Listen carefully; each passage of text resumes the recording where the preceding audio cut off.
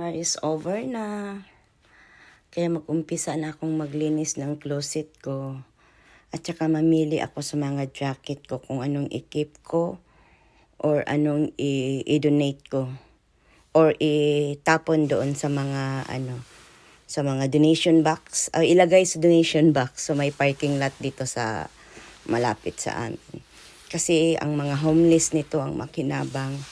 So magbawas ako ng mga jacket. Ang dami kong jacket. Ang husband ko dito, ang jacket niya isa lang. Yung panglamig. Yan. Yan, magbabawas ako.